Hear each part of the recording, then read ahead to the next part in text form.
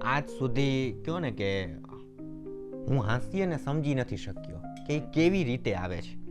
કદાચ આ મારા લોહીમાં હોઈ શકે, કેમ કે મારા પપ્પા બોલીને બહુ સરસ હસાવે છે. મારા દાદા પણ એ રીતે હસાવતા, અને હું લખીને કરી શકું છું, તો કદાચ એ રીતે આવ્યો હોય. પણ કહું ને કે વિનોદ ભટ્ટ ને જ્યોતિન્દ્ર દવેને ખૂબ વાંચેલા. હા, કેમ કે અને અખબારમાં ઇદમ તૃતીયમને કોલમ આવતી તો એ વાંચતા, પછી એનો અભ્યાસ ને એ બધું કર્યું. પણ એ બધું કરતાં કરતાં ખબર પડી, તમે રતિલાલ બોરીસાગરના અવલોકનો વાંચો તો, કે આમાં છે ને માનવ જીવનની જે વેદનાઓ હોય ને એને તમારે કોમિક સ્વરૂપમાં ઢાળવાની છે. અને મને એવું લાગે છે કે આ જિંદગી છે ને એ તમે ધારો ને એટલી દુઃખી નથી. ક્યાં વાત હે. કેમ કે આપણા કવિઓને જે એમના શેરોમાં ગઝલોમાં જે દુઃખની પીડાની વાત કરે છે એટલી જ દુઃખી જિંદગી નથી. એટલે તમે જુઓ ગઝલની સામે અઝલને મૂકવામાં આવે, હા, જેમાં ટ્રેજેડી હોવા છતાં ટ્રેજેડીનો લોપ થઈ જાય અને કોમેડી આખી આખી ઊભી થઈ જાય.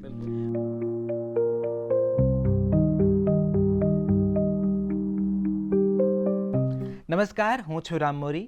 નવજીવન ડાયલોગ્સમાં આપ સૌનું હાર્દિક સ્વાગત છે. નવજીવન ડાયલોગ શ્રેણીમાં આપણે સમકાલીન ગુજરાતી સાહિત્યકારો વિશે વાત કરીએ છીએ, એમના પુસ્તકો વિશે વાત કરીએ છીએ, એમની લેખનની જે આખી પ્રોસેસ છે, એમનું જે બેકગ્રાઉન્ડ છે, કયા પ્રકારનું સાહિત્ય વાંચે છે, એમની પોતાની સાહિત્યની સમજ કયા પ્રકારની છે, એના વિશે વિગતે વાત કરીએ છીએ. તો આજે એ શ્રેણીમાં આપણી વચ્ચે હાસ્ય લેખક, વાર્તાકાર, નવલકથાકાર, વિવેચક ને બીજું ઘણું બધું એવા મયુર ખાવડુ આપણી વચ્ચે ઉપસ્થિત છે. મયુર, આપનું ખૂબ ખૂબ સ્વાગત કરું છું નવજીવન ડાયલોગ્સમાં. ખૂબ ખૂબ આભાર આપનો. તો આ મારે સવાલ તમને જે પહેલો પૂછવો છે એ બહુ એટલે પૂછવો છે કે સૌરાષ્ટ્રમાંથી અમદાવાદ આવતા બધા વિદ્યાર્થીઓનું રિપ્રેઝન્ટેશન કરતો આ એક સવાલ છે. જે કોઈ બાળકો સૌરાષ્ટ્રમાં ભણ્યા છે, ગોહિલવાડમાં ભણ્યા છે, અમદાવાદ એક બહુ મોટું હબ છે એ લોકોની આંખમાં, અને આપણે ત્યાંથી ભણી, રાજકોટ અને જુનાગઢ જેવા ક્ષેત્રથી ભણી, તમે પહેલી વાર અમદાવાદ આવ્યા. એક લેખક તરીકે, એક ભાવક તરીકે, વાચક તરીકે એ વખતનો તમારો સંઘર્ષ પહેલાં તો કેવો હતો? સૌથી પહેલો સંઘર્ષ. સૌથી પહેલા તો લખવાની શરૂઆત છે ને બાઉદીન આર્ટ્સ કોલેજમાં કરેલી 2012માં. હવે ત્યારે થયું એવું કે વાર્તા લખી, અને હું એવું માનતો હતો કે આ બહુ કરુણ વાર્તા છે. હા, પણ જેણે વાંચે એ બધા હસે. હા, એટલે મને થયું કે આમાં કંઈક ભૂલ લાગે છે મારાથી. આ હું કહું છું કે આ કરુણ વાર્તા છે તો બધા હસે જ શું કામ. બરાબર. હા, એટલે પછી થયું કે હવે વધારે કરુણ ન લખવું જોઈએ, કાં તો એ કરુણ જ લખવું જોઈએ ને હાસ્ય તરીકે પ્રેઝન્ટ કરવું જોઈએ. હા, પણ એવું મારા પપ્પા છે ને ઝેરોક્સ પ્રિન્સિપલ હતા, તો કાગળ લઈ આવતા, તો એમાં હું લખે રાખતો. ઘણી વખત પપ્પાના હાથમાં આવી જતા. પપ્પા કે આ કોનું છે આ બધું લખાણ? હું કહું મેં જ લખ્યું છું, કહું કાલ્પનિક જ છે. અને ઘણીક વખત ડૂચા કરીને સામે ફેંકી દઉં. ત્યારે તો અત્યારે જે જુનાગઢમાં સામે તો હવે તો ઘર બની ગયા છે, ત્યારે એવું નહોતું, બાવળના ઝાડ ને એવું બધું હતું, તો ત્યાં ફેંકી દઉં. તો સવારમાં મમ્મી કચરો અને બધું સાફ કરતા હોય ત્યાં એના હાથમાં આવે. હા, કે એ આમ વાંચતા હોય, ઓલો આ કોનો પ્રેમપત્ર છે? એટલે એ બધું કેવું ને કે ગમ્મત ખાતર આવું બધું લખે રાખતા હતા. આમ જુનાગઢ બાઉદીન આર્ટ્સ કોલેજની લાઇબ્રેરી એ બહુ ફળી, અને ત્યાંના મિત્રો કેટલાક એ બહુ ફળ્યા, કારણ કે મારે ગુજરાતી વિષય નહોતો. બરાબર. હા, તો મારી ઈચ્છા હતી કે ગુજરાતી વિષય રાખવું. પત્રકારત્વ ને તમારું? હા, પણ પહેલા BA કર્યું ને સમાજશાસ્ત્રમાં મેં. તો સમાજશાસ્ત્રમાં હતો, અને ઈચ્છા એવી હતી ખેવને કે ગુજરાતીમાં હોત તો સારું હતું, કે કોઈ પણ ભાષાના વિષયમાં. હા, તો હું એ વિષયમાં નહોતો, અને મારા જે મિત્રો હતા ને જે ભાષામાં હતા એ ગુજરાતી હોય, લાભશંકર ઠાકરની કોણ આવે, કે ધીરુબેન પટેલની નવલકથા કાદંબરીની માં આવે, તો એની કથાઓ મને સંભળાવતા અને મને બહુ રસ પડતો.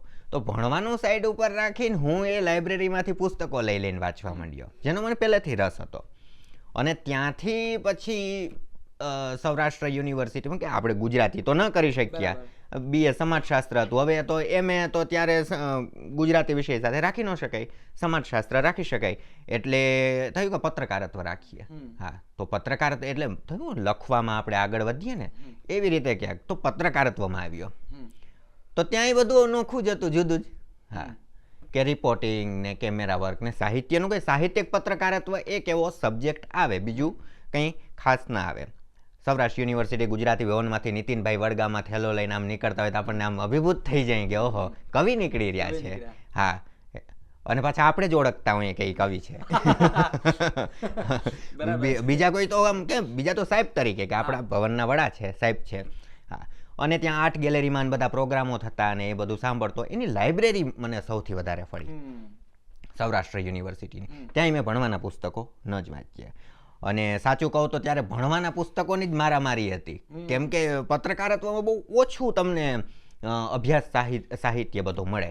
હા, એટલે માય ડિયર જયુ ને એ બધા સાહિત્યકારોને ત્યાં વાંચ્યા અને પતાવ્યા. CCDCની નવી લાઇબ્રેરી ખુલી તો એમાં પતાવ્યા. એટલે ત્યાં જ્યારે પછી અમદાવાદમાં આવ્યા ને તો એ બધું ધીમે ધીમે કામ લાગ્યું. અને પછી તો તમે મળ્યા TV9 ગુજરાતી. મારો અહીંયા હું આ પ્રશ્ન થોડોક વધારે ઘાટો કરું છું. જેમ કે હું ભાવનગર છોડી પહેલી વાર અમદાવાદ આવ્યો ત્યારે મારા માટે સૌથી મોટો સંઘર્ષ પહેલાં તો ભાષા હતી, લેંગ્વેજ હતો સૌથી મોટું. અમદાવાદમાં ભણતા વિદ્યાર્થી મિત્રો જે છે અથવા અમદાવાદમાં રહીને લખતા મારા જે વાર્તાકાર મિત્રો છે જેમ કે સાગર શાહ, અભિમન્યુ આચાર્ય, એ જે વિદેશી સાહિત્યકારોની વાત કરતા એ મારા માટે તો સપનેનો. એટલે હું અને અજય સોની અમે લોકો નિશાસા નાખતા કે અરે ભાઈ આપણે તો બીજો જન્મ લેવો પડશે. તો એક છે ને એક પ્રકારની એ વખતે મારા ચિત્તમાં 2013માં લઘુતા ગ્રંથિ એક એવી બંધાતી હતી કે તો હું શું મળ્યા મેઘાણી અને પન્નાલાલ વાંચી રહ્યો છું, એ ખોટું છે અને આ જો સાત્ર કામો મારા સુધી નથી પહોંચ્યા તો ક્યાંક હું ભૂલ તો નથી કરી રહ્યો. આ એક અમારો એ વખતનો સંઘર્ષ હતો. મારે તમને પૂછું કે તમે કોઈ પ્રકારની વૈચારિક સંઘર્ષમાં કે કોઈ કલ્ચરલ ડિફરન્સીસ તમે ફીલ કરેલું અમદાવાદ અને એક ભાષાને લઈને થયું કે આપણી મશ્કરી ઉડાડે. હા, કે આપણે જે ટોનમાં બોલતા હોય ને, તમારો ટોન ભાવનગર વાળો, તમારો અલગ. હા, પેલો નિલેશ સાટિયા જ્યારે બોલે ને ત્યારે મને એવું જ લાગે કે તમે જ બોલતા હોય એવું. અને અમારો સોરઠી પેલો, હા, તો અમારો અલગ પડે આખે આખો. એટલે લોકો મજાક ઉડાડે. હા, આપણો. પણ પછી ધીમે ધીમે આપણે શીખતા જઈએ અને પછી આગળ વધતા જઈએ. તો મને એવું લાગે વૈચારિક રીતે એવું કોઈ નડ્યું નથી. હા, ભાષા છે, એ સિવાય તો કશું થયું નથી. હા, અંગ્રેજી ને એ બધું તો અનુવાદિત વાંચતો હતો. ધીમે ધીમે અંગ્રેજી વાંચવાની શરૂઆત કરી. પછી હવે તો તમે મારફાડ અંગ્રેજી વાંચો છો, મારફાડ અંગ્રેજી સાહિત્ય કૃતિ વિશે વાત કરો છો. મયુર, આ લખવાની વાત ઠીક છે, પિતાજી કાગળો લાવતા ને એ કાગળમાં તમે લખવાની શરૂઆત કરતા, પણ આ કોન્શિયસ ભાવ તમારી અંદર ડેવલપ થયો કે મને લખતા આવડે છે, કે મને લખવાનું ફાવે છે, કે મને લખવામાં મજા આવે છે, એ વર્ષો કયા? 2016 પહેલી વખતે થયું. લક્ષ્યવેદ મેગેઝિન નિલેશ પંડ્યા કાઢતા સૌરાષ્ટ્ર યુનિવર્સિટીમાંથી. એટલે એ કોર્સના ભાગરૂપે આવતું. હા, કે પત્રકારત્વના કોઈ પણ વિદ્યાર્થીઓ હોય તો એનું મેગેઝિન તૈયાર થાય સેમેસ્ટર 2માં. એ બધા એક લેખ લખવાનો, એ લેખ સામાયિકમાં હોય અને પછી એનું ભવનની અંદર જ વિમોચન કરી નાખે. એમાં મેં એક હાસ્ય લેખ આપ્યો હતો વાંઢાઓની સમસ્યા ઉપર, અને સાભાર પરત આવી ગયેલો. સાહેબ કે આ નહીં ચાલે. કે હા, હું આ પણ મેં મારા મિત્રને જોઈને લખ્યો છે, મને કહેતો તો સાવ નહીં ચાલે. એટલે એમણે કેન્સલ કરી નાખ્યો. પછી કહો ને કે પેલી કરુણ વાર્તાઓની પોથી હતી ને, હા, કારણ કે એ અભ્યાસના ભાગરૂપે આવે તો આપણે કંઈક તો દેવું.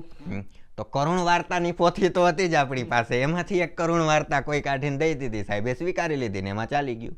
પણ પછીના સમયગાળામાં ધીમે ધીમે થોડું થોડું લખાતું થયું અને મને એવું લાગે છે એ થોડું લોકપ્રિય સાહિત્ય હતું. હા, કે ફેસબુક ઉપર આમને તેમને લખીએ આપણે. પણ સાચું કહું ને, મારો અસબાબ આવીને પછી વધારે ગંભીર થઈ ગયું. અરે વાહ. હા, અરે વાહ. જનક ત્રિવેદી એ વાંચ્યા પછી. એટલે અંદર હતું ખરું. એટલે આપણે કેમ કે આ ફોડકું છે, પણ ફોડવું ક્યારે?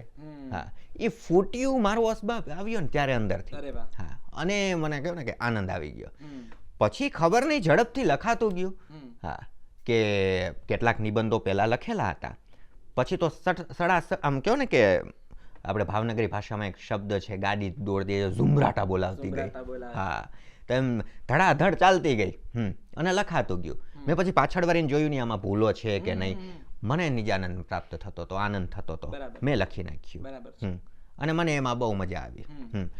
અને પછી તો એ જ નિબંધો બધા એકઠા કરીને પુસ્તકે કરી નાખ્યું. હા, એટલે એક ચોક્કસ સમયગાળો આપવો હોય ને તો 2021-22નો સમયગાળો. હા, કે કોરોના પછી થોડુંક, હા, બીજી લહેર પતી ગઈ હતી ને પછી આપી શકાય. મેં મયુર સાથે ને મારો પહેલો જે પરિચય તમને કહું છું, હું મારા જીવનની પહેલી નોકરી હતી, અને કદાચ મયુરના જીવનની પણ પહેલી જ નોકરી, પહેલી જ નોકરી TV9 ગુજરાતી ન્યૂઝ ચેનલ. એમાં અમે લોકો સાથે, એટલે હું એનાથી 1.5 વર્ષ સિનિયર માત્ર, અને ત્યાં હું નોકરી કરતો, અને મયુર નાખો એક બેચ આખી રાજકોટથી આવેલી, અને એ વખતે ઇન્ટરેસ્ટિંગ, અત્યારે મારા હાથમાં આ હાસ્ય નિબંધ સંગ્રહ છે સફેદ કાગડો, પછી આ નરસિંહ ટેકરી પુરસ્કૃત પુસ્તક છે, લેખક પોતે પણ પુરસ્કૃત છે હવે તો. મજાની વાત એ છે કે આ આટલું બધું ઉત્તમ સાહિત્યની, જગતની ઉત્તમ કૃતિઓની વાત કરતો આ જે સર્જક છે આપણી વચ્ચે બેઠો છે, મેં એને કરીના કપૂરના ગાઉન વિશે લખતા મેં એને જોયો છે. મેં શાહરૂખની પાર્ટીમાં, મેં એને એ રિશ્તા ક્યાં કહેલાતા સેટના 500 એપિસોડના સેલિબ્રેશનના પેકેજ લખતા મયુરને જોયો છે. અને પછી અમારા જે સિનિયર છે ધારા અને ભૂમિન, એ લોકો કહેતા હોય કે મયુર તું ઉર્મિલા માતોડકરની આ બર્થડે પાર્ટી ભૂલી ગયો છે, અને પછી મયુર 7 વાગે ઉર્મિલા માતોડકરની બર્થડે પાર્ટી લખતો હોય, એ મયુર મેં જોયેલો છે. અને એ પણ એટલા શિદ્દતથી બોલિવૂડના ન્યૂઝ ને ગોસિપ આપણે લખ્યા છે TV9માં નોકરી કરતાં કરતાં. મયુર, હવે જ્યારે પાછું વળીને જુઓ છો એ સમયગાળાના એ રાઇટિંગને, ત્યારે એ વર્ષોને કેવી રીતે તમે જુઓ છો એક લેખક તરીકે? લેખક તરીકે એટલે ત્યારે કોઈ ઓળખ નહોતી, બરાબર, અને આજુબાજુ કોઈ ઓળખીતા નહોતા. લગભગ હું ભૂલતો નહોતો ત્યારે તમને યુવા પુરસ્કાર નહોતો મળ્યો એ સમય. આ વાત છે 2014-15. હા હા, પછી તમારું પુસ્તક આવી ગયું, તમે મને ભેટમાં આવ્યું, એટલે પહેલો આપણો બેયનો કનેક્શન થયું. હા, અમારા બેનું. પછી આગળ જતા ધીમે ધીમે તમારા થકી તમે અજય સોનીની વાત કરી. હા, તો મેં રેતીનો માણસ એમનો પછી આવ્યું હતું, એ ખરીદો. એમ ધીમે ધીમે ધીમે ધીમે આગળ વધતું ગયું. એ કારણે મને એવું લાગે છે કે એ સમયે હું લખવાનો પ્રયત્ન કરતો હતો કે સાહિત્ય લખું, પણ લખાતું નહોતું. એનું કારણ એ હતું કે આપણે પેલો સમાચારને લખીએ ને, હા, તો એની ભાષા છે એ આ ભાષાની સાથે સામસામે ટકરાય. હા, સાહિત્ય તો આપણે ક્યારેક લખીએ, હાલો સ્ફૂર્ણા થઈને આપણે લખ્યું. કિરીટભાઈ કહે છે ને કે કોઈ વિષય તમારા મનમાંથી 6 મહિના સુધી ખસતો ન હોય તો પછી તમારે એના ઉપર કામ કરવું. પણ આમાં તો કેવું છે, 8.5 કલાક સુધી આપણે એ જ લખતા હોય એક ને એક. હા, ગોસિપની ગલીઓમાં શું ચાલે છે, ના શું ચાલે છે, ને તે શું ચાલે છે. હા, પછી આપણા લખાણમાં એવા શબ્દો આવવા માંડે અનાયાસે, આપણને ખબર ન હોય. એટલે મને એવું લાગ્યું પત્રકારત્વએ જે એ સમયે કર્યું હતું ને, એ થોડુંક ઇન્ટરફિયર કર્યું સાહિત્યમાં. એટલે મને લાગે છે કે જે 5-6 વર્ષ છે ને, એ મોડેથી હું થોડો શરૂ થયો. એ પછીના વર્ષો સમાચારો કે પોલિટિક્સના સમાચારો હોય કે વિશ્વના સમાચારો હોય એ જ લખવામાં પસાર થયા. તો ત્યારે મને એવું લાગ્યું કે થોડું અહીંયા એનું ઇન્ટરફિયર વધી ગયું. હા, એમાં તો 1 કલાક જેવું તો વધી ગયું છેલ્લે તો. હા, એટલે 8 સાડા 8 કલાક હતી, 9 સાડા 9 કલાક થઈ ગઈ. હા, એટલે સાહિત્યનું કંઈ થતું જ નહોતું. પણ પછી ધીમે ધીમે એનાથી મુક્ત થતો ગયો ને, તો આ કામ શરૂ થઈ ગયું. એટલે એ સમયગાળાને હું એવી રીતે જોઉં છું કે એને સાહિત્ય મારી અંદર હતું એ શરૂ જે થવું જોઈએ એ ટાઈમે ન થવા દીધું થોડુંક. એક છે ને આપણા બે વચ્ચે એક કોમન ફેક્ટર એ છે કે અચાનક મીડિયા છોડ્યું, અને સાવ જ અચાનક એકદમ. મારે તો કેક કટિંગમાં તમે હાજર હતા, પણ અચાનક નિવૃત્તિ જાહેર કરી દીધી કે હવે માધુરી દીક્ષિત બોલિવૂડ છોડે છે. એના જેવી હતી આ વાત. અને મારે એ પૂછવું છે મયુર કે આપણે બધા એક મિડલ ક્લાસ પરિવારમાંથી આવીએ છીએ, કે આપણે આર્થિક સંપન્ન પરિવારમાંથી નથી બિલોંગ કરતા, અને આપણી માથે હંમેશા એક અદ્રશ્ય જવાબદારીની તલવાર હંમેશા તોળાતી હોય છે. આ નક્કી કર્યું તમે કે મારે આ નથી કરવું, આ કરવું છે, કારણ કે બહુ બધા યુવાનો પણ આપણે સાંભળી રહ્યા છે અત્યારે, અને એવા પણ કહેવાય ને આશાવાદી યુવાનો કે જેને લખવું છે, જેને સાહિત્યમાં આગળ વધવું છે. મારે તમારો એ એક સંઘર્ષ, માનસિક સંઘર્ષ સમજવો છે કે જ્યારે તમે નક્કી કર્યું કે મીડિયા નથી, જોબ છોડું, હું કંઈક બીજું કરીશ, શું કરીશ એનો જવાબ અત્યારે મારી પાસે નથી. એ વખતે આ પ્રકારના આર્થિક દબાણો, માનસિક દબાણો તમે અનુભવ્યા હતા? શું હતી તમારી મનસ્થિતિ? અનુભવ્યા હતા કે એક ઝાટકે આપણે છોડી દઈએ. હા, પણ એક છે સેવિંગ હોય આપણી પાસે તો, પણ અમદાવાદ જેવું મહાનગર તમે ગમે એટલી સેવિંગ કરી હોય, હા, એ ખાઈ જ જાય. પણ કહો ને કે હું સદ્ધર ફેમિલીમાંથી બિલોંગ કરું ને, એટલે થોડુંક ટકી ગયો. મારા પપ્પા, મારો ભાઈ, એ રીતે તો એનો ટેકો મને મળી રહ્યો. મારા ભાઈનો હું સૌથી વધારે આભાર માનું એમાં. હા, કે એમણે કીધું કે તમે કરો, થઈ જશે. કે હા, તમારા મોટા ભાઈ? મારો નાનો ભાઈ, નાના ભાઈએ મને કીધું હા કે તમારાથી થઈ જશે. એટલે મને ફેમિલીનો સપોર્ટ હતો ને એમાં હું ખેંચી ગયો. બિલકુલ. હા, જો એ ન હોત ને તો હું ન કરી શકે. હા, એટલે કયો ને કે સાહિત્યમાં કઈ પૈસા જેવું કે કશું હોતું નથી. હજી હવે આમ તો કહેવાય કે થોડુંક સુધર્યું હવે. હા હા, બાકી તો તમારે સાથે સાથે જોબ ને એ બધું તો કરવું જ પડે. એટલે ફ્રીલાન્સિંગમાં ફક્ત ન ચાલે. તોય મેં ફ્રીલાન્સિંગ કર્યું ખાસું કર્યું મેં. પણ નર્મદે જેમ કલમના ખોળે માથું, એવું તો સાવ શક્ય નથી. સાવ શક્ય નથી, આ જમાનામાં નથી. બિલકુલ. હા, સિવાય કે તમે પેરેલલ સાઈડમાં કશુંક લિટરેચરની સાથે કશુંક કરતા રહો છો ત્યારે. હા, તો આજે સમાચારો તો લખવા પડે, પણ મેં શું કર્યું, સાહિત્યને સમાચારમાં નાખી દીધું. બરાબર છે. કે ભાષા શૈલી એની જ બદલી નાખીએ આપણે. બરાબર છે. હા, બીજો કોઈ રસ્તો નથી. કે જે લોકોને ન પણ સમજાય એવું બને કેટલાક એવા શબ્દો વાપરીએ, પણ મેં એ કર્યું. હા, બીજા આર્ટિકલો ને એવું બધું લખીને. એટલે મારે હવે બસ એ જ મુદ્દા પાસે હવે પહોંચવું છે. આપણે ત્યાં વર્ષોથી એક પ્રકારની ડિબેટ રહી છે, લોકપ્રિય સાહિત્ય અને શિષ્ટ સાહિત્ય. અને આ ડિબેટે તો કઈ કેટલાય કચરઘાણોય કાઢ્યા છે, કઈ કેટલાય લેખકોના અને નવોદિત સર્જકોના આત્મવિશ્વાસ ભાંગીને ભૂકો કર્યા છે. અને આ ડિબેટ હવે અનંત એટલે નહીં, કારણ કે હવે તો પૂરી થઈ ગઈ. હવે તો માત્ર લખનારા વાંચનારા બે જ પ્રકારો રહ્યા છે. શિષ્ટ લોકપ્રિયનો આમ તો એ છેદ ઉડી ગયો છે હવે. પણ મારે હવે એ પૂછવું છે મયુર કે એવા, કારણ કે તમે ખૂબ શ્રેષ્ઠ સાહિત્ય વાંચતા હતા, તમારી એ વાંચનની પોતાની સેન્સ તો બહુ અદ્ભુત હતી પહેલેથી, અખબારી કોલમ સુધી તમે જ્યારે પહોંચ્યા, અને આ મુદ્દો એટલે લાવું છું, તમે જે કીધું ને કે સાહિત્યની ભાષા તમે અખબારની ભાષામાં મૂકી, તમારી કોલમ અખબારની, એ ચાહે મુંબઈ સમાચાર હોય, ચાહે દિવ્ય ભાસ્કર હોય કે ચાહે ફૂલછાપ હોય, તમારી કોલમની ભાષા બહુ જુદી છે. તમારા આસ્વાદો એટલે મોટા મોટા ગુજરાતી સાહિત્યકારો પણ ગર્વ સાથે એમ કે જુઓ આ પેઢીનો એક આટલો સશક્ત લેખક આ આસ્વાદ લેખ લખી રહ્યો છે. આ તમારો કેવો નિર્ણય, તમે કેવી રીતે નક્કી કર્યું, કોઈને કન્વિન્સ કરવા પડ્યા હતા તમારે કે હું આ ભાષામાં લખવાનો છું? અખબાર સાથેની આ પ્રોસેસ તમારી કયા પ્રકારની રહી, અખબારી કોલમ પ્રકારની? મુંબઈ સમાચાર છે ને, એનું જે કોલમ લેખન છે ને મારું, એ નિષ્ફળ રહ્યું. હા, જે શરૂ કર્યું હતું એ. અને એનો કહો ને કે તમામ દોષનો ટોપલો હું મારી ઉપર જ ઢોળું છું. કારણ કે જોડણી એક તો સરખી નહોતી, મારી પાસે વિષયોય આવતા નહોતા. ઓકે. હા, અનાયાસે. એટલે તમે જો કે હાસ્ય નિબંધો તો મેં ઘણા લખ્યા. હા, પણ છેલ્લે 17 જ આમાં આવ્યા. બરાબર છે. એટલે હાસ્ય લેખક તરીકે કોલમિસ્ટથી કારકિર્દી લાંબી નહીં ખેંચાય મને પહેલા ખબર પડી ગઈ. એટલે મેં એ છેદ ઉડાવી દીધો. પછી રહેતું હતું કે હું લખી શકતો હતો સાંપ્રત સમયમાં જે સમસ્યાઓ ને હોય એની ઉપર, રાજકારણ ઉપર ને એવું ઘણું બધું હું લખી શકતો હતો, પણ એ તો બધા લખતા હતા. તો પછી એક રહ્યું સાહિત્ય. હા, તો તુષાર દવેએ તો 8 મહિના પહેલા માગેલો લેખી કે તે લખ્યો હોય એવો આપી કે તો શરૂ કરીએ કંઈક. તો મેં એમને આપેલો એ સમયે દિવ્ય ભાસ્કરમાં, એમણે વાંચ્યો. તો 8 મહિના થઈ ગયા, મને તો પછી ખબર નહોતી કે મેં કોઈને લખાઈ દીધો છે. હા, પછી મને કે ફોન આવ્યો તુષાર, મને કે હવે શરૂ કરીએ. હું કહું પણ શું? એક કોલમ કે ઓલો તો આર્ટિકલ આપ્યા હતા ને. હું કહું તો ઠીક છે. પછી કિંચિત શરૂ થઈ, જે સુરેશ જોશીના વિવેચન સંગ્રહનું નામ છે. કિંચિત એટલે થોડુંક, ટૂંકામાં. હા, અને આમાંય આપણે એવું છે થોડુંક ને ટૂંકું. હવે પહેલા મેં જે કોલમ લેખનમાં જે ભૂલો કરી હતી ને, એ મેં નક્કી કર્યું કે આમાં નથી કરવી. બરાબર છે. હા, એક તો આ સાહિત્યની કોલમ છે.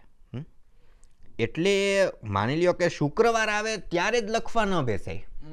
હા, તો તમે સદંતર નિષ્ફળ જાઓ અને કહો ને કે કોઈ પણ કૃતિ છે એની તમે આબરૂ કાઢી નાખો. હા, એના અલગ અર્થઘટનો કરો. એટલે મેં નક્કી કર્યું કે 4-5 લેખ પહેલા જ લખીને રાખવા.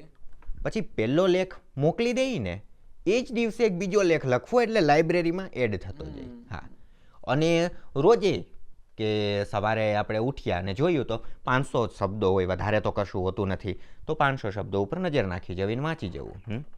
એ સાથે હું કૃતિ બાજુમાં બીજી કૃતિઓ પણ વંચાતી જતી હોય. હા, એ વાંચીને આપણને લાગે કે આ લખ્યા જેવું છે તો એ લખવું. એ આજે જે ફૂલછાપમાં પંચામૃતમાં જે નિરખેતે નજર કોલમ ચાલે છે ને, એમાં પણ મેં એ જ ટેકનિક વાપરી છે. એના કારણે મને સંતોષ રહે છે. હા, બીજાને જેવું લાગે એવું, પણ મને આત્મસંતોષ રહે. એટલે શરૂઆતમાં જે કરી હતી ને કોલમિસ્ટ તરીકે, મેં ગુજરાત સમાચારમાં પણ લખેલું.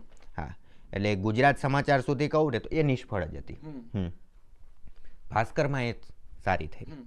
ફૂલછાપમાં એ વધારે સારી થાય છે. બિલકુલ, હા, બિલકુલ. કારણ કે એમાં 600 શબ્દો વધારે આપ્યા જ્વલંતભાઈએ. તો ઓલામાં તો પેક ટુ પેક હતું કે 500, કેમ કે ભાસ્કર છે. બીજું કોઈક વધારેલા મધુરાઈનું જ પાનું હતું પાછું. એ લાંબુ લખી નાખે તો પછી મારે જ ટૂંકું કરવું પડે. મધુરાઈનું તો કેમ ટૂંકું. બરાબર છે. હા, એટલે પણ એ એક છે લાઘવ હોય શોર્ટ હેન્ડ, લાઘવ લખતા મને ફાવી ગયું. હા, બાકી કોઈ કૃતિ વિશે લખવું હોય, જેમ કે મૃત્યુંજય જેવી નવલકથા છે, 598 પાનાની નવલકથા છે, મેં હમણાં જ વાંચીને પૂરી કરી. હવે એના વિશે લખવું હોય તો 500 શબ્દોમાં તમે ન લખી શકો. હા, કમસે કમ 2-3 હજાર શબ્દો તો આપવા જ પડે તમારે એ કૃતિને, કે ક્રમશઃ કરવું પડે. તોય 100, 200, 300 પાનાની કૃતિઓ કે લાંબી લાંબી વાર્તાઓ, હા, એને 500 શબ્દોમાં મેં સમાવી. હા, અને કહો ને કે બરાબર થઈ જતું હતું અનાયાસે. કદાચ નસીબ જ હશે મારા, હા, કે થઈ જતું હતું. પણ એ બધા બહુ ઉત્તમ લેખો છે અને હું બહુ ગર્વ સાથે કહેતો હોઉં છું કે અમારી પેઢી પાસે મયુર ખાવડું છે. કારણ કે એની જે આસ્વાદક, હું છે ને 2 પ્રકારે હંમેશા હું શક્તિસિંહ પરમાર સાથે મેં બહુ વાત કરતા હોય કે કૃતિ તમે ભાવકોને કૃતિની પાસે લઈ જાઓ છો કે ભાવકોને કૃતિથી દૂર કરો છો. તો મયુરની કલમમાં હંમેશા એક આસ્વાદકની ભૂમિકા જોઈ છે કે એ લેખ વાંચ્યા પછી વાચક છે એ વાર્તા શોધે કે મારે આ વાર્તા શોધવી પડશે કે મારે આ નવલકથા વાંચવી છે. એ આસ્વાદકની ભૂમિકામાં એને ઉત્તમ કામ કર્યા છે. અને એક સારો લેખક કેવી રીતે બની શકાય, એક અનુભવી આંખ કેવી રીતે કેળવી શકાય, તો એના માટે જરૂરી છે વાંચન. અને મયુર એનું શ્રેષ્ઠ ઉદાહરણ છે કે એણે જે પ્રકારનું વાંચ્યું છે અને હજુ પણ વાંચે છે, એક બહુ મોટી પોતે લાઇબ્રેરી છે. અને જે પણ ઉત્તમ વાંચે એ ગમતાનો ગુલાલ કરે છે અને સતત એની ફેસબુક પોસ્ટ તમે જુઓ, એના લેખોમાં જુઓ તો તમને વાંચન જોવા મળશે. એટલે જે લોકો સતત આ માધ્યમથી સવાલો કરતા ને કે અમારે લખવું છે શું કરવું, તો હું કહીશ કે મયુર ખાવડેને ફોલો કરો, એની ટાઈમલાઈનને ફોલો કરો, જુઓ એ કેટલા ચોપડા વાંચે છે. હવે આપણે જે ઇન્ટરવ્યૂના જે મુકામ પર આવ્યા છે, સંવાદના મુકામ પર, આમ તો હું તમને અભિનંદન પહેલાં આપી શકત, પણ મારે એટલે નથી આપવા અને નહોતા આપવા, કારણ કે મારે પહેલાં આ જે પુરસ્કાર પૂર્વેનો મયુર છે ને એ મારે ખાસ જે આ નવા વિદ્યાર્થીઓ સાંભળવાના છે એને ખબર પડે કે હવે આ નરસિંહ ટેકરી કે સફેદ કાગડાનો મયુર છે એની પહેલાં આ જે પ્રોસેસનો મયુર છે, કોઈ મહેલ ઊભો છે તેના પાયામાં કેટલા પાણાઓ છે, પાણાઓની વાત મારે ખાસ તો કરવી હતી. હવે તમને હું અભિનંદન આપી દઉં, કારણ કે વર્ષ 2024નો દિલ્હી સાહિત્ય અકાદમીનો યુવા પુરસ્કાર મયુર ખાવડુને પ્રાપ્ત થયો છે. તમને એના માટે વિશેષ અભિનંદન. મારા હાથમાં નરસિંહ ટેકરી આ એક અદ્ભુત નિબંધ સંગ્રહ છે અને આ નિબંધ સંગ્રહ માટે એમને પુરસ્કાર મળ્યો છે. મયુર, તમે વાત કરી હતી કે નિબંધો તો તમે લખતા જ હતા, એમાંથી તમે આ ચયન કર્યું આખું. નરસિંહ ટેકરી વિશે મારે વાત કરવી છે, કારણ કે જ્યારે માણસ ખૂબ વાંચતો હોય અને નિબંધ સાહિત્ય આખું મારો અસબાબ એ તમારો અસબાબ ખોલી આપ્યો તમને, પણ જ્યારે તમે નિબંધો લખતા હતા ત્યારે પૂર્વસૂરીનો કયો અવાજ તમને સતત બેકગ્રાઉન્ડમાં સંભળાતો? જેમ કે હું એમ કહું કે હું વાર્તાઓ લખું છું તો મને પાછળ સંભળાતો અવાજો છે કિરીટ દુધાત, માય ડિયર જયુ, મહેન્દ્રસિંહ પરમાર, શક્તિસિંહ પરમાર, ચુનીલાલ મડિયા, આ બધા અવાજો સતત મને મારા બેકગ્રાઉન્ડમાં સંભળાય અને એનો મને બહુ આનંદ છે ને, બહુ ગૌરવ છે. તમને એવા બેકગ્રાઉન્ડમાં સંભળાતા અવાજો કયા નિબંધ સાહિત્યમાં? અઢળક. ઓકે. અને એની શરૂઆત કરો ને તો કાલેલકરથી કરી શકું. ઓકે. હા, અને સુરેશ જોશી. હા, એટલે કેટલીક જે મેં શરૂઆતમાં નિબંધિકાઓ લખેલી ને એ સુરેશ જોશીના પ્રભાવમાં લખાયેલી હોય એવું મને લાગ્યું. હા, એવું કહેવાતું કે સુરેશભાઈ જે ભાષા શૈલીમાં લખે એનું અનુકરણ ન થઈ શકે. બરાબર છે. હા, પણ આપણે બહુ મોટા કોપી કેટ રહ્યા તો મારાથી પણ એ સારું નહીં. હા, એ અનુકરણમાં, હા, પહેલાં એવું હોય કે મને કુમારના ધીરુ પરીખ, હા, કુમારના પૂર્વતંત્રી, હા, એમણે મને કીધું હતું કે તમે લખો, તમે લખતા જશો પછી લહિયા બનશો, એમાં વચ્ચે તમે કોકનું અનુકરણ પણ કરશો અને એક સમય આવશે કે તમે એનાથી બહાર નીકળી જશો અને તમારી એક નોખી શૈલી આખી આવશે. તો અનુકરણ તો મેં કર્યું. આ સંગ્રહના આમાં એક નિબંધ છે ડોહી નામનો. કિરીટ દુધાતની વાર્તાઓ છે ને એ મેં પાછી વાંચીને પૂરી કરેલી અને એ મારા મગજમાં બહુ ઘૂમતી હતી. એટલે એની ભાષા શૈલી પણ એવી છે એ ચરિત્ર નિબંધની. અને બાકીના કેટલાક નિબંધો તો ગુલામ મોહમ્મદ શેખને એ જ સમયગાળામાં મેં વાંચ્યા મારો અસબાબ પૂરો થયા પછી. તો કે ને શેખ સાહેબ, મેં હું ઘણાને કહું છું કે શેખ સાહેબને વાંચી લીધા પછી મને ગુજરાતીમાં કોઈને વાંચવું નથી ગમતું. બરાબર છે. હા, કારણ કે નિબંધ જ એવો, ભાઈ, ગોદડી, એક નિબંધ તમે જુઓ અને લાંબા નિબંધો પાછા એ બેઉ તો કે 20-24 પાના જેટલા નિબંધો. ભાઠું, શિયાળુ સવાર, આ બધા નિબંધો જે વાંચતો તો એની કોક સ્ટાઇલ છે ને એ આમાં આવી જતી. હા, હવે એનાથી છુટકારો મળતો નહોતો. અને પાછું થતું હતું એવું કે મારે એક નિબંધની નવી સ્ટાઇલ વિકસાવવી હતી. કેમ કે અત્યારે તમે કેટલાક નિબંધો વાંચો ને ઉપરથી તમે લેખકનું નામ હટાવી દો ને તો તમને ખબર ન પડે કે આ કોણે લખ્યું. બરાબર છે. હા, કે 2-4 નિબંધો એવા હોય કે માની લો કે યજ્ઞેશભાઈનો નિબંધ આપણે લીધો, મણીલાલ હપર, તો શૈલી આપણને થોડી સિમિલર લાગે. હા, યજ્ઞેશભાઈમાં થોડુંક અલગ પડે પણ આપણે આમ જોઈએ તો થોડુંક આમ સિમિલર લાગે કે શુદ્ધ ગુજરાત અને ગાંધીજીના પ્રભાવથી જ. બિલકુલ. હા, કે ગાંધી ગદ્ય છે, હા એ જ રીતે કે સિમ્પલ ને સરળ આખું ઉતારે. મેં અલંકારોથી પ્રચુર એક શૈલી તૈયાર કરી. એમાં મને કોઈનો બેનિફિટ મળ્યો હોય તો એ ગુલામ મોહમ્મદ શેખ. બરાબર. હા, કે એમનો ગોદડી નિબંધ વાંચ્યો ને તો એમાં વારે વારે આપણને કલ્પનો અને ઇન્દ્રિય સંવેદનોના વિશ્વમાં આપણને રમાડે. હા, એટલે મજા આવે. હું કહું વારંવાર આવતું હોય તો પણ મણીલાલ પટેલે એક વસ્તુ સાચી કીધી છે બહુ, કે એ છે ને જ્યારે સ્ફુરેન આવે ને ત્યારે સાચું. બિલકુલ. હા, હવે એના કારણે મેં એતદમાં પ્રકાશિત થયેલો શિયાળાનું વિષાદ કાવ્ય, નિદાતકાળ નામનો ઉનાળાનો નિબંધ, અને પછી છેલ્લે મેં પરબમાં ટાઢ, વૃંદાવન અને તળેટી નામનો નિબંધ આપ્યો. તો આ ત્રણેય નિબંધો છે ને એ સ્ટાઇલમાં લખાયેલા છે. અઢળક અલંકારો આવે છે. અને આ તો કહો કે કિરીટભાઈ હતા એટલે સ્વીકારાઈ ગયા. કેમ કે કિરીટભાઈને એ ગમે જ. હા, એટલે શિયાળાનું વિષાદ કાવ્ય છપાયો તો ત્યારે કિરીટભાઈ એ જ કોમેન્ટ કરેલી કે આની શૈલી સાવ નોખી છે.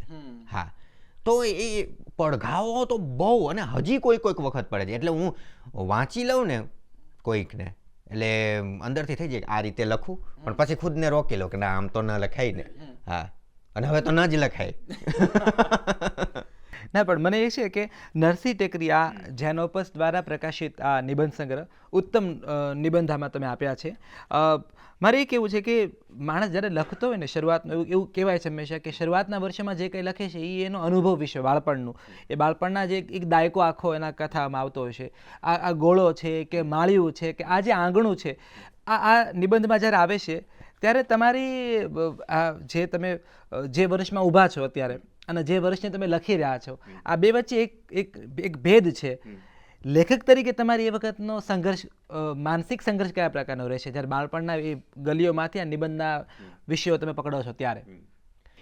એક છે ને યજ્ઞેશ દવેનો નિબંધ છે કોડીના રસ્તે, બહુ સરસ નિબંધ છે. કે યજ્ઞેશભાઈ વર્ષો પછી પોરબંદરમાં આવે છે, કારમાં બેઠા છે, કાર જાય છે, અને એક વસ્તુ જ્યાં યજ્ઞેશભાઈનું બાળપણ વીત્યું ને એ સામે આવતી જાય. હવે તમે જો એ બધું બદલાઈ ગયેલું છે. બિલકુલ.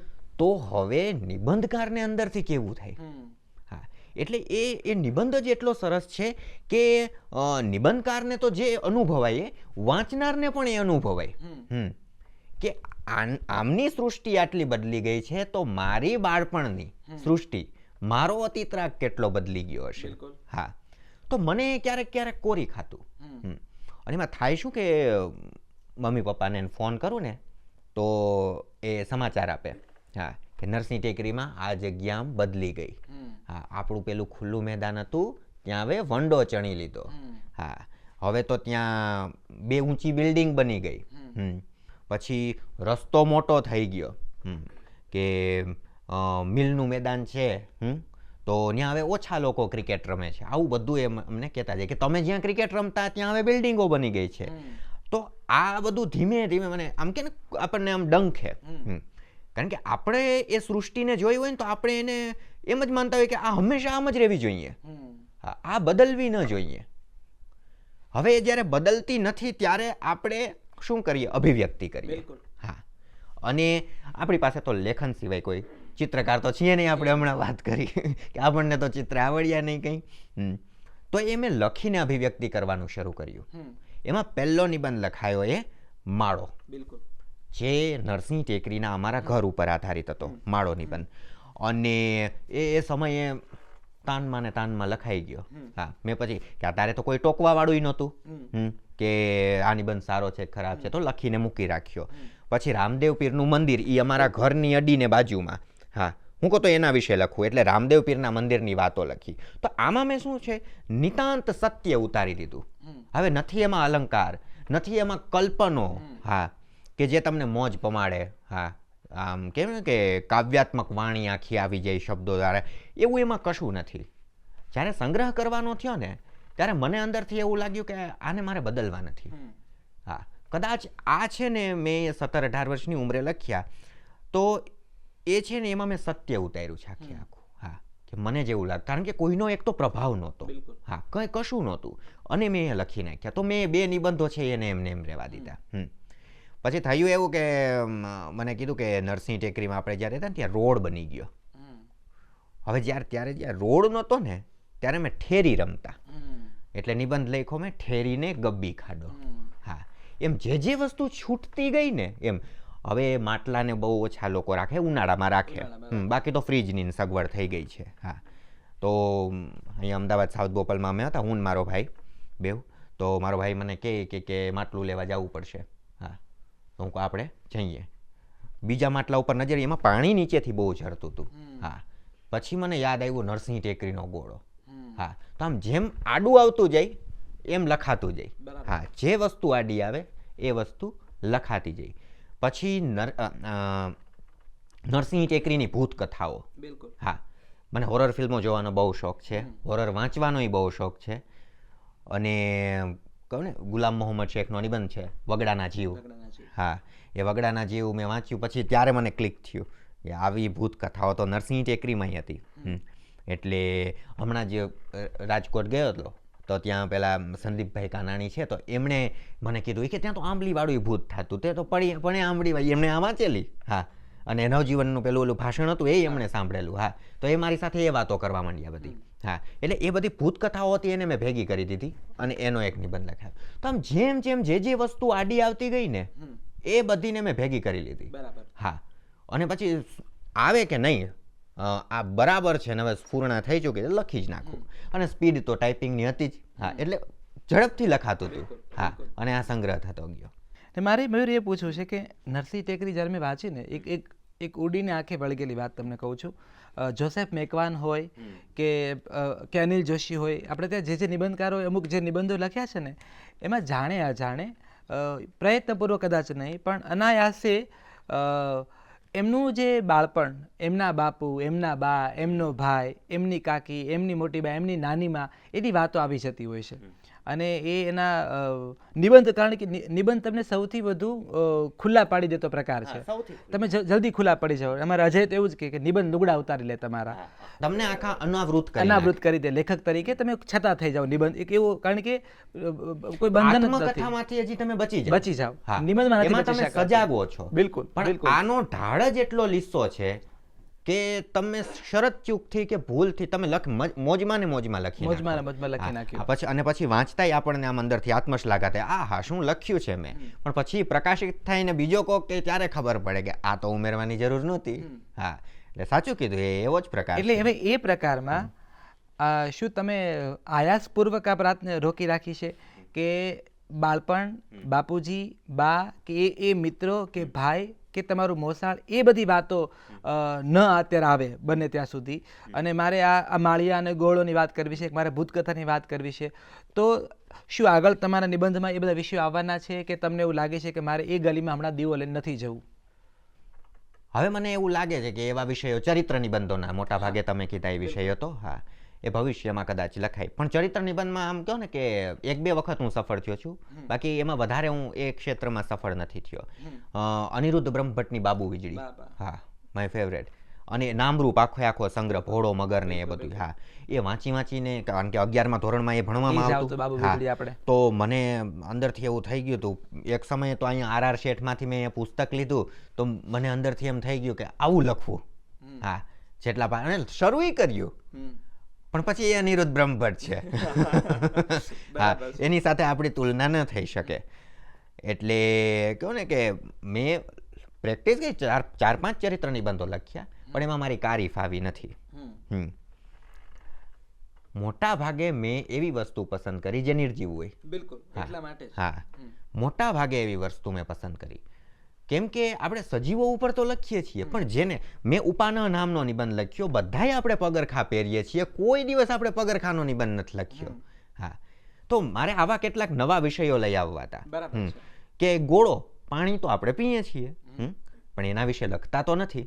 તો એ ગોળો નામનો નિબંધ, આમ ભૂતથી તો આપણે બહુ આકર્ષાઈએ. હા, અને બહુ જૂજ નિબંધ, નવલકથાઓમાં વાર્તાઓમાં લખાય લોકપ્રિય લિટરેચરમાં પોપલિટમાં એ તો ઠીક છે, પણ પછી નિબંધમાં એ વસ્તુ બહુ ઓછી આવે છે. હા, એટલે આવા જે વિષયો હતા એમાં મારે ખેડાણ કરવું પણ હતું સૌથી શક્યતા પહેલા. ખરી કે આગળ હા, જતા ચરિત્ર આગળ નિબંધો? હા, એવું લાગે મને અંદરથી કે લખ્યા જેવું છે. હા, હજી કલમ વધારે બળકટ થઈ છે તો હું લખીશ. હા. એટલે હવે નિબંધ સંગ્રહથી આપણે શિફ્ટ થઈએ છીએ હાસ્ય મારે, કારણ કે મયુરનું હ્યુમર બહુ અદ્ભુત છે અને એ જ્યારે પણ ફેસબુક ઉપર પહેલાં તો લખતા, હવે તેને બહુ કંટ્રોલ કર્યો છે ફેસબુક ઉપર, ખાસો એવો કંટ્રોલ છે એમનો ફેસબુક ઉપર. તો પહેલાં એમના વન લાઇનર્સ પણ ગમતા, કે એ કોઈ પેરેગ્રાફ લખે છે એની અંદરનું હ્યુમર બહુ બહાર આવે છે, અદ્ભુત. અને આ સફેદ કાગડો, આ જે હાસ્ય નિબંધ સંગ્રહ છે ને એ એટલો સુંદર છે. આ પણ જેન ઓપસ દ્વારા પ્રકાશિત પુસ્તક છે એમનું. તમને એક ખ્યાલ આવે કે જીવનમાંથી હ્યુમર એમણે કેવી રીતે શોધ્યું છે? તમને એવું સભાનપણે ક્યારે પહેલી વાર સમજાયેલું કે તમને હ્યુમરની સમજ છે, કે હ્યુમર તમને સહજ રીતે તમારા લેખનમાં આવી જાય છે, એવી અવેરનેસનો સમય કયો? આજ સુધી કહો ને કે હું હાસ્યને સમજી નથી શક્યો કે એ કેવી રીતે આવે છે. કદાચ આ મારા લોહીમાં હોઈ શકે, કેમ કે મારા પપ્પા બોલીને બહુ સરસ હસાવે છે. બરાબર. મારા દાદા પણ એ રીતે હસાવતા. અને હું લખીને કરી શકું છું, તો કદાચ એ રીતે આવ્યો હોય. પણ કહું ને કે વિનોદ ભટ્ટ ને જ્યોતિન્દ્ર દવેને ખૂબ વાંચેલા. હા, કેમ કે અને અખબારમાં ઇદમ તૃતીયમને કોલમ આવતી તો એ વાંચતા, પછી એનો અભ્યાસ ને એ બધું કર્યું. પણ એ બધું કરતાં કરતાં ખબર પડી, તમે રતિલાલ બોરીસાગરના નવલોકનો વાંચો તો, કે આમાં છે ને માનવ જીવનની જે વેદનાઓ હોય ને એને તમારે કોમિક સ્વરૂપમાં ઢાળવાની છે. અને મને એવું લાગે છે કે આ જિંદગી છે ને એ તમે ધારો ને એટલી દુઃખી નથી. ક્યાં વાત હે. કેમ કે આપણા કવિઓને જે એમના શેરોમાં ગઝલોમાં જે દુઃખની પીડાની વાત કરે છે એટલી જ દુઃખી જિંદગી નથી. એટલે તમે જુઓ ગઝલની સામે અઝલને મૂકવામાં આવે. હા, જેમાં ટ્રેજેડી હોવા છતાં ટ્રેજેડીનો લોપ થઈ જાય અને કોમેડી આખે ઊભી થઈ જાય. હા, તમે જુઓ અમૃતા જેવી અસ્તિત્વવાદી નવલકથા લખ્યા પછી રઘુવીર ચૌધરી એકલવ્ય પણ લખે છે, કટાક્ષ કથા. ધીરુબેન પટેલ વચ્ચે હાસ્યમાં ખેડાણ કરે. બિપિન પટેલની વાર્તાઓ જુઓ, એમાં હ્યુમર આવતું જાય છે. તો કહો ને કે એક ઉંમરે તમને એવું લાગવા માંડે કે હ્યુમર જ બધું છે. શક્તિસિંહ પરમારની વાર્તા જુઓ, છૂટકો જુઓ, હ્યુમર છે. મહેન્દ્રભાઈની વાર્તાઓ જુઓ, પોલિટેકનિકની આખી. કિરીટભાઈની વાર્તાઓના કેટલાક ફકરાઓ જુઓ, એમાં હ્યુમર છે. હરીશ નાગરેચામાંય મને ક્યાંક ચડે છે. હા, હમણાં મેં દિવાલ મેં એક ખિડકી રહેતી હતી એ મેં વાંચી. હા, તો એમાંય રઘુવર પ્રસાદ અને વિભાગીય અધ્યક્ષ એ બે વચ્ચે કહો ને કે શાબ્દિક પટ્ટાબાજી કટાક્ષની એકબીજાની સામે. હા, તો મને એવું લાગે છે કે કોમેડી છે ને એ બધે ખેડાયેલો પ્રકાર છે, પણ એ એવી રીતે સંતાયેલો છે કે તમારે એને શોધવો પડે. અને મેં શોધ્યો. હા, મારી અંદરથી પ્રેક્ટિસ કરતો લખવાની ને એની મેં કહું ને કે અનહદ પ્રેક્ટિસ કરી. હા, અને અનહદ ખરાબ નિબંધોય લખ્યા. ખરાબ એટલે બહુ ખરાબ, પણ એ ખરાબમાંથી કેટલાક સારા થઈ ગયા. પણ મને અંદરથી એવું થતું હતું કે આ નિબંધો છે ને, હાસ્ય નિબંધો, એ કંઈ પ્રકાશિત ન કરવા જોઈએ. કારણ કે મોટાભાગના મેં સાહિત્ય ઉપર કટાક્ષ કરતા લખેલા. બરાબર છે. હા, હું આમાં કોઈને માઠું લાગી જાય. પણ પછી વાંચું તો એમ લાગે પણ ખરું કે આ પ્રકાશિત તો કરાવવા જોઈએ. બરાબર. હા, એટલે પછી છેલ્લે આ નરસિંહ ટેકરી નિબંધ સંગ્રહ થઈ ગયો 2024 સપ્ટેમ્બરમાં. પછી ત્યારથી મેં ભેગા કર્યા. હા, કે હું આ કચરો છે એમાંથી એક જ બે સારા મળી જાય છે કે નહીં. તો ગોતતા એવા કે 17 એવા મળી ગયા. હા, અને સદનસીબ કે આટલું પુસ્તક તો જાડું થયું. પણ એટલે તમને ત્યાંથી હું માનું છું કે તમે હ્યુમરને, અને એ વસ્તુ પ્રેક્ટિસની છે. હા, એક તો તમારી અંદર હોવું જોઈએ, પછી તમે એનું નિરીક્ષણ કરી શકો લોકોનું એનું. હા, જુનાગઢનો ભવનાથનો મેળો, એમાં હું એક વખત ગયો અને જમવાની લાઈન હતી, ધક્કા મૂકીને થતી હતી, મારા હાથમાં ડીશ હતી, તો ભૂલમાં કોઈકે ધક્કો માર્યો તો એક બેનના પગ ઉપર મારો પગ આવી ગયો, તો એ બેન ખીજાઈ ગયા, હા કે આંધળા દેખાતું નથી, તો એ બેને એમનો પગ ખેંચી લીધો, પછી ગુસ્સામાં એમનો પગ મારા પગ ઉપર માર્યો, પણ શરત ચૂકથી એક વખત બીજા બેનનો નીકળ્યો, હા, અને એ બે બેનો પછી ઝઘડી પડ્યા, હા, હું મારી થાળી લઈને નીકળી ગયો. બરાબર. આ અનુભવ એક હતું મારી અંદર, હા, કે આ છે કે એમણે એમ કીધું કે આંધળા દેખાતું નથી. પછી સાહિત્યકાર હોય ને એને બહુ પડી હોય કે જે પણ લખો એ ઊંચું હોવું જોઈએ, હા, વિશ્વ કક્ષાએ ડંકો વગાડે એવું હોવું જોઈએ. એટલે મેં પછી એ બેય સ્મરણોને ભેગા કરીને આમાં આંખ નામનો નિબંધ લખ્યો. તો આવું છે ને બધું કે મિક્સઅપ કરતો જાઉં, હા, અને નિબંધનું તો સ્વરૂપ વિહાર કરવા માટે જ બન્યું છે, એમાં તો ગમે એ વસ્તુ આવે. પણ કહેવાય ને કે વિનોદ ભટ્ટનો બહુ મોટો ફાળો, હા, કે વિનોદભાઈને મેં ન વાંચ્યા હોત તો આટલું હ્યુમર ન આવે, અને વચ્ચે તો એમની શૈલી આખી મારી પાસે આવી ગઈ હતી, જેમાંથી મેં છુટકારો મેળવી લીધો. હા, આ સફેદ કાગડો વાંચીને રતિલાલ બોરીસાગરે ફોન કરેલો, હા, મને એ કે મને એમ કે કોઈક 60 વર્ષના ભાભાએ લખ્યું છે, પણ તમને કે હું નવજીવનમાં રજનીકુમાર પંડ્યા વખતે મળ્યો એ કે તમે તો કનૈયા કુમાર છો. આનંદ થાય.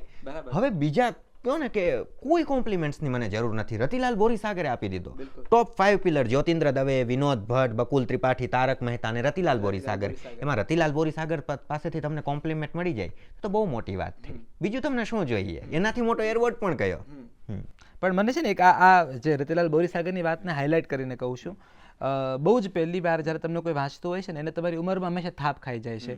અમારી નવજીવન ટીમમાં કિશન છે, એના પ્રસ્તાવના વાંચીને પેલું મને રિએક્શન એ જ આપ્યું, નરસિંહ ટેકરીને પ્રસ્તાવના વાંચીને કે રમભાઈ આ પ્રસ્તાવના વાંચીને એવું લાગે આ તો કંઈક બહુ જ મોટો પીઢ અનુભવી સાહિત્યકાર હશે એમ. અને આ ફેસબુક ઉપર પણ મેં અનેક લોકોની મોટી આ કમેન્ટ સાંભળી છે. સાહિત્યકારો પણ કહેતા હોય છે કે મયુરની કલમ બહુ જ અનુભવી છે. કલમ અનુભવી છે, તમારી પાસે ઉંમર તો 35 ને તમે જે કંઈ એવા મહાન તમે કંઈ 40 પહોંચ્યા નથી, પણ આ અનુભવી કલમ એવું તમે પણ અનેક લોકો પાસે સાંભળ્યું હશે. મારે આ જે સાંભળી રહ્યા છે ને જે યુવાન મિત્રો, આ કેવી રીતે અનુભવી કલમ આવતી હોય છે જરા કહો ને તમે. આ હવે અનુભવી કલમ થઈ ગયું એ તો એમાં એવું છે, એ તો હવે બીજા લોકો માને છે અનુભવી, હું તો માનતો નથી. હા, કેમ કે ભૂલોય નીકળે છે. હા, પણ કહો કે વિષય સારા છે મારી પાસે, એક બીજું કે ટાઇટલ સારા આપી શકું છું, આ બે વસ્તુ તો છે જ. વાંચનનો બહુ ફાળો છે. હા, આ એક મહત્વનું પરિબળ. હા, અને હવે હું જોઉં છું ને તો પહેલાં તો હું તમને ખબર છે હું કોઈને મળતો નહોતો. હવે આ વાત મેં કંદર્પ દેસાઈને પણ કરેલી કે કંદર્પભાઈ છે, કિરીટભાઈ છે, વિજય સોની છે, આ બધાના સંપર્કમાં રહીને કદાચ હું ઘડાઈ ગયો હોઈશ, આવું મને લાગે છે. આ બધાના સંપર્કમાં રહીને વિજયભાઈ તો દર 2 દિવસે વાત કરે, અમે વાર્તાઓની વાત કરીએ. વાર્તા મને લખતા નથી આવડતી તો અમે વાર્તાની વાત કરીએ. તમે પત્રો લખો છો એકબીજાને, બહુ સરસ. તમે વિજયભાઈને એટલે વિજયભાઈ તો મને નથી લખતા, હું વિજયભાઈને લખું છું. પત્રો લખ્યા છે વિદેશીને. હા, આશીર્વાદ ચેમ્બરમાં. બિલકુલ. ના, એ જ્યાં એ હું ત્યાં ગયેલો, પછી 2-3 વખત બેઠક જમાવી, પછી મને થયું કે એમાં વિજયભાઈએ એક વખત મને ફોન કરેલો. વિજયભાઈ મને કે કંકુ વાર્તા વિશેની વાત કરી મને વિજયભાઈએ, તો ત્યારે મને તાત્કાલિક કંકુનો એ સંવાદને ન મેળ પડ્યો મને. પછી ફોન કપાણો, પછી રાત્રે મેં પાછી વાંચી કંકુ વંચાઈ ગયા પછી મને થયું કે મારે વિજયભાઈને જવાબ આપવો જોઈએ. હું કહું ફોનમાં કદાચ હું ઘણું બધું ચૂકી જઈ, હા, તો હું કહું મારે પત્ર નિબંધ લખવો જોઈએ. હા, એ વખતે જ ચંદ્રકાંત ટોપીવાળાનો જે પત્ર નિબંધો, પત્ર અને લલિત સાહિત્ય નામનું કોઈક પુસ્તક છે એ હું લઈ આવેલો, એ વાંચેલું, તો એ તાજું જ હતું. તો મેં એમને વિજયભાઈને પત્રો લખ્યા. હા, અને કહો કે એ સ્ટાઇલમાં સારી થઈ ગઈ મારી.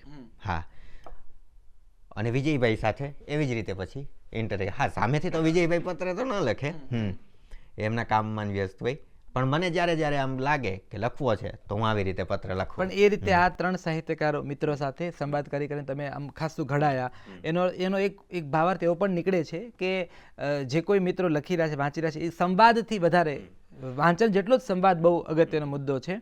હવે એક ત્રીજું લેયર જે તમારું છે લેખનનું, હું સાહસ કથાઓ તરફ આગળ વધું છું, કારણ કે અજય અમિત અને મિલનું ભૂત એ પરમ દેસાઈ સાથેનું તમારું એ રીતે પ્રથમ પુસ્તક જે તમે કિશોર સાહસ કથા, આખી કિશોર કથા કરી.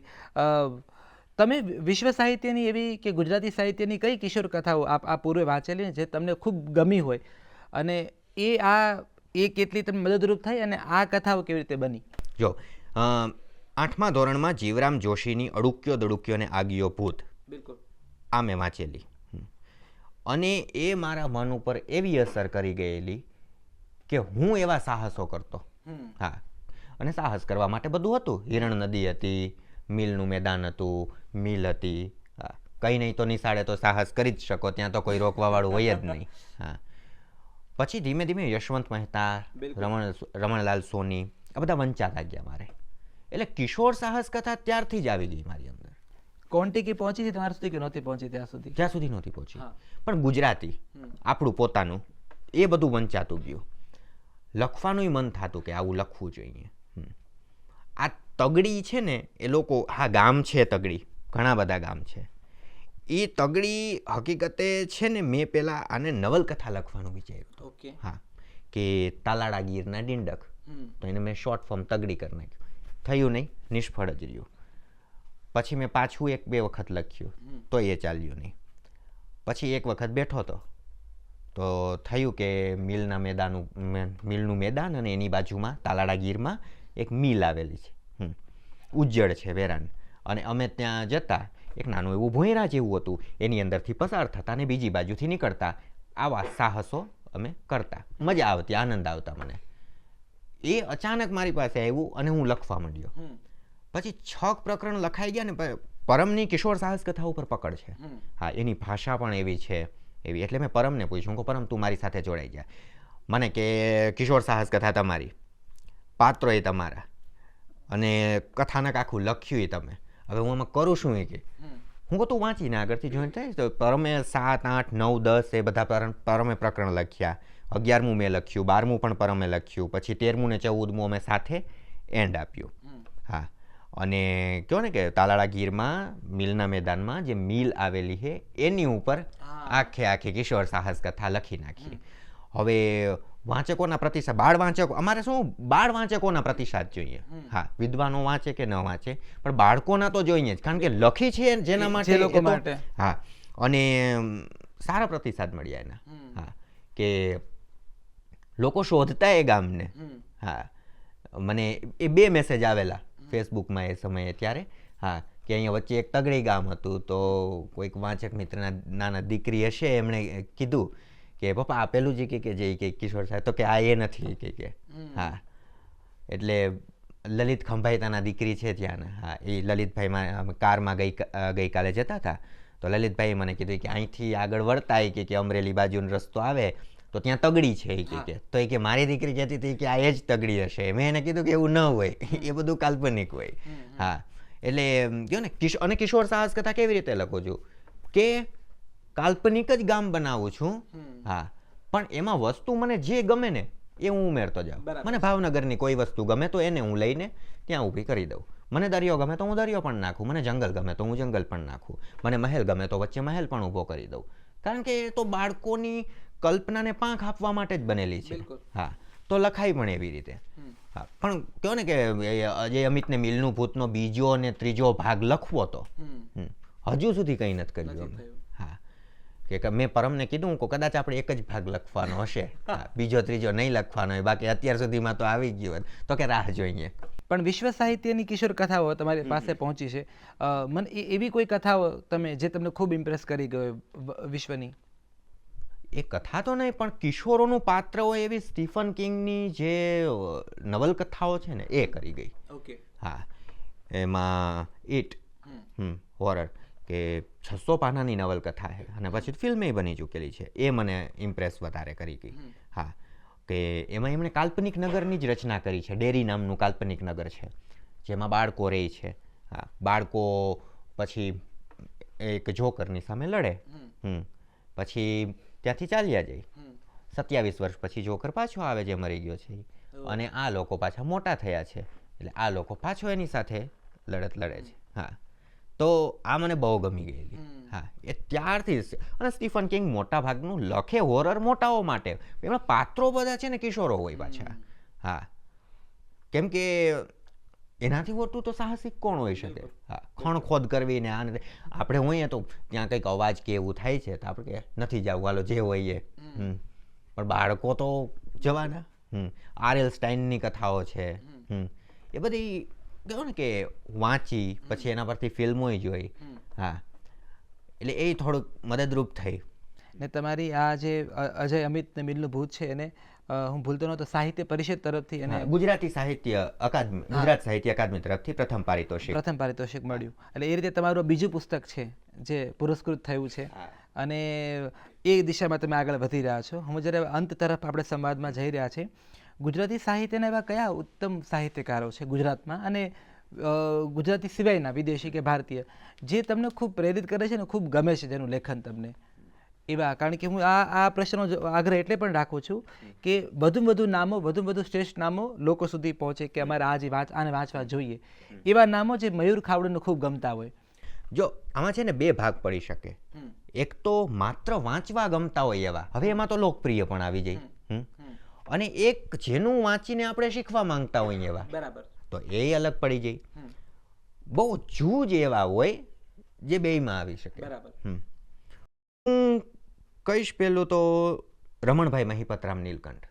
ઓકે. ભદ્રમ ભદ્ર. હા, મેં મારા ફાધર ભૂલથી લઈ આવેલા. હા, અને મેં વાંચેલી. પછી તો આગગાડીના અનુભવો નામનું પાત્ર પણ હવે તો ભદ્રમ ભદ્રમ પોતે એક કહો ને કે મશ્કરીનું પાત્ર બની ગયું છે. એ સમયે કટાક્ષનું પાત્ર હતું. હા, અને એટલું મજબૂત પાત્ર પણ હતું. એ મારા ખ્યાલથી હાસ્યનો કેવી રીતે વિનિયોગ કરવો એક કેરેક્ટર દ્વારા, હા, કેરેક્ટર કેવી રીતે ડેવલપ કરવું.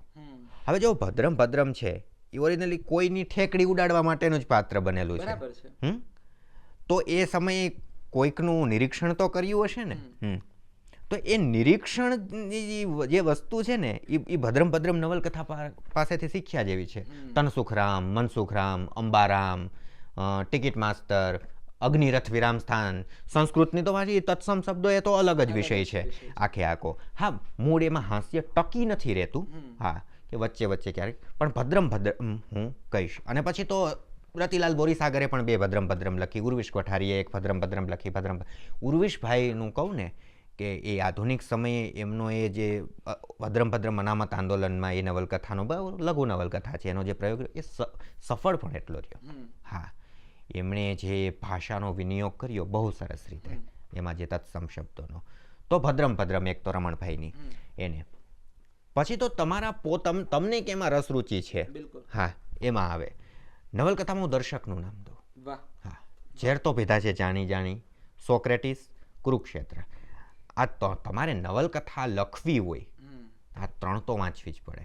હા, સોક્રેટિસ તો ખાસ. હા, કથાને કેમ દોડાવવી અને લોકોને કેમ પકડી લેવા. હા, જો તમે વાર્તાઓને લખતા હો તો જયંત ખત્રી, પન્નાલાલ પટેલ આનો જોટો ન જડે. હા, કે તમે એમાં ખણખોદ ન કરો. હા, આ પ્રતીક છે, આ સંકેત છે, આ છે ને તે છે. તમારી બાજુનો વિવેચક જ તમારી બાજુમાં બેસી જાય અને તમે એ કથા પ્રવાહમાં તરવા લાગો. તો આ વાર્તાકારો જે હરીશ નાગરેચ અમારા બહુ ફેવરિટ વાર્તાકાર, એમની કથાઓ પણ એવી, હા, કે તમને દોડતા રાખે. તો આ વાર્તાકારો આવા કેટલાક.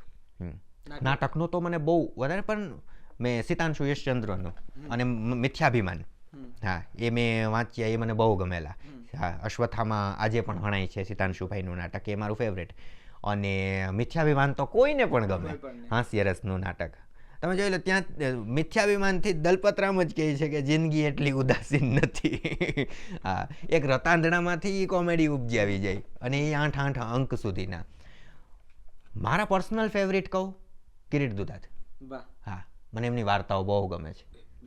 અને મને થાય નરસિંહ ટેકરી મેં ન લખી હોત ને તો ચાલે જ. હા, કારણ કે ઘણું બધું કિરીટભાઈ એમની વાર્તાઓમાં ને બધું લખ્યું છે. હા, કાળુ માય ફેવરિટ કેરેક્ટર. હા, કાળુ ને જયંતી. હા, એટલે કિરીટભાઈ. પછી ગુલામ મોહમ્મદ શેખ મને બહુ ગમે. સુરેશ જોશી. હા, સુરેશ જોશી ના નિબંધો, વાર્તાઓ મને એટલી નથી ગમતી, પણ નિબંધો અને અવલોકન. હા, કે તળને ફળ કહી દેવું એ. અને અવલોકનની વાત આવી છે તેની સાથે જયંત કોઠારી મને કહું, જયંત કોઠારી ને રમણ સોની. હા, બેવના. અત્યારે પ્રવીણ કુકડિયા મને ગમે છે અવલોકનકાર તરીકે. પછી તો કિશોર સાહસ કથામાં તો યશવંત મહેતા ઓલ ટાઈમ ફેમી, એને આઈ કે વીજળીવાળા, હા, તો એને હું વાંચું છું. અનુવાદમાં શરીફાબેન ને મિનળબેન, હા, જે આપણને પૂરું કરી દે. બાકીનું તો અંગ્રેજી સાહિત્ય, એમાં માર્કવેઝ, કાફકા, અને પછી વિજય સોની મારા સ્ત્રોત છે, એ મને મોકલે કે જો આ જગ્યાએ આ વાર્તા છે ને આ સરસ છે. એટલે પાછું મારે એટલે વાંચવી પડે કે વાંચીને મારે પાછું ફોનમાં વાત કરવાની હોય. જો હું એમ કહી દઉં કે હા હું વાંચી તો પછી પૂરું થઈ ગયું. હા, એટલે વિજયભાઈ મારો કહે ને કે વાર્તાઓની બધું મને મોકલતા રાખતો કે આ વાંચ આ વાંચ. હમણાં એમણે બિપિનભાઈ પાસેથી એક વાર્તા સંગ્રહ કારવેલનો કે લીધો છે, મને નામ ભૂલાઈ જાય છે વાર્તાકારનું. એટલે હા, એમાં એની એક વાર્તા એમણે મને ફોટા પાડીને મોકલ્યા મને કે આ વાર્તા વાંચી કે આમાં એ કે આપણે પેલા રશિયન વાર્તાકાર, મને નામ ભૂલાઈ જાય છે અહીંયા છે પણ હોઠે નથી આવતું, એન્ટન ચેખોવ. હા, એન્ટન ચેખોવના મૃત્યુથી આ વાર્તા શરૂ થઈ છે. અચ્છા, હા.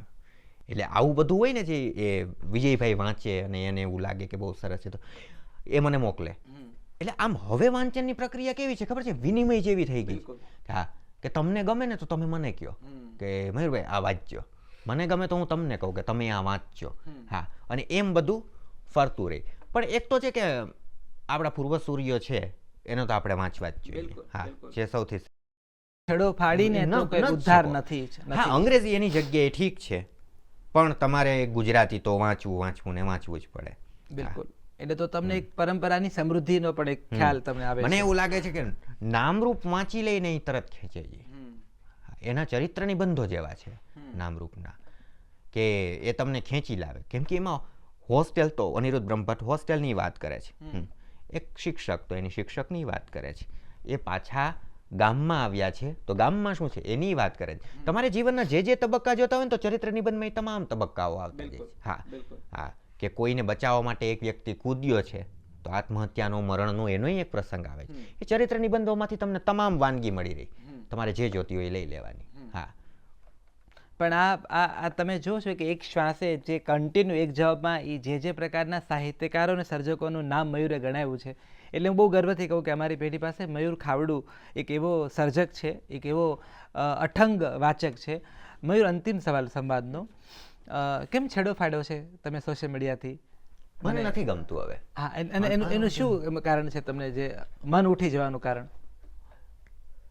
એક સમય હતો 2012-13નો ને, હા, તો એ સમયથી લઉં તો વધુ 2016-17 સુધીનો હજુ કહી શકું તો મજા આવતી લોકોને વાંચવાની. હવે તો ત્યાં તમે ન હો તોય તમે કશું ગુમાવ્યું નથી. હા, તો એના કરતાં 2 ચોપડી વાંચી લેવી સારી.